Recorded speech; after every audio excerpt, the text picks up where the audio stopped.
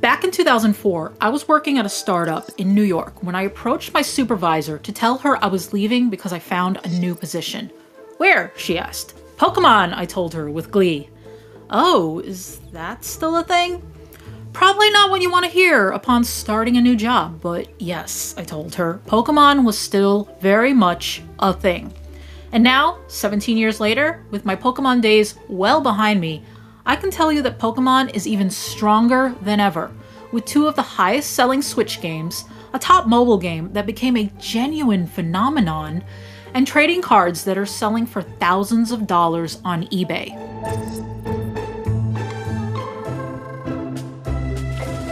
This weekend marks 25 years since the original Pokemon games came out on the Nintendo Game Boy in Japan, so it's pretty safe to say that Pokemon is far more than a fad. But why?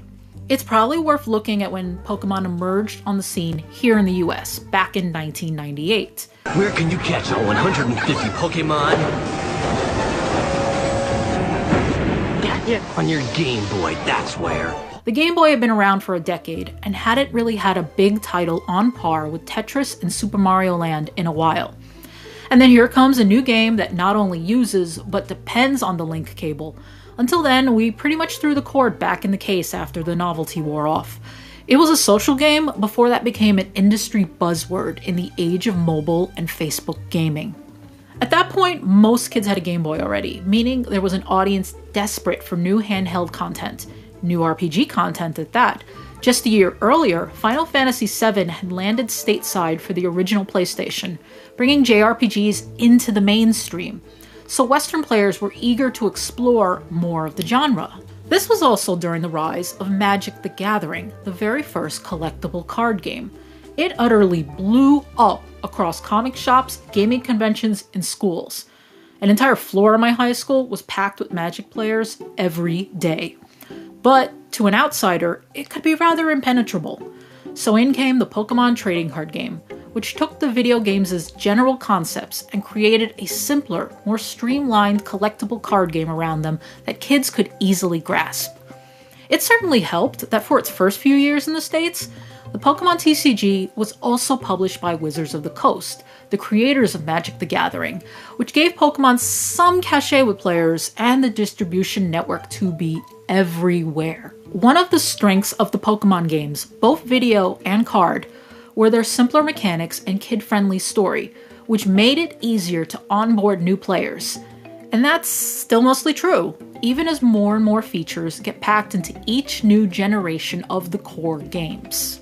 A newbie can still make it through a game like Pokemon Sword and Shield without catching too many Pokemon or learning even a tenth of the moves. I often refer to the series as baby's first RPG, and I don't mean that in a bad way. I cut my teeth as a preteen on titles like Secret of Mana and Chrono Trigger and got my ass thoroughly kicked in those games a lot. Had Pokemon been around just a few years earlier, I might have started out on Red and Blue and had a much less stressful time learning how to play a JRPG. But all of this only taps into its initial popularity and not why it continues to endure. Sure, Pokemon is good at picking up new players, but on the other side of things, it doesn't shed fans very often. That's because beyond the basic rock, paper, scissors combat, there's a lot of number crunching and strategy for more advanced players to partake in.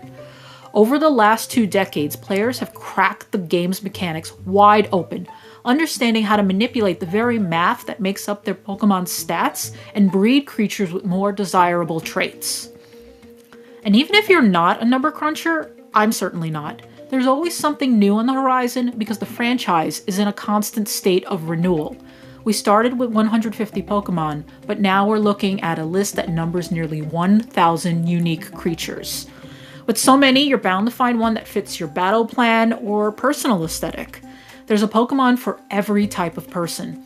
And their release is carefully coordinated, with some of the major titles re-released every few years to introduce players to older Pokemon they might have missed, as well as making it easier for hardcore gamers to complete their Pokédex. So yes, Pokemon is still very much a thing. It's a constantly shifting goalpost. There will always be new Pokemon to catch, new regions to explore, and new features to try out.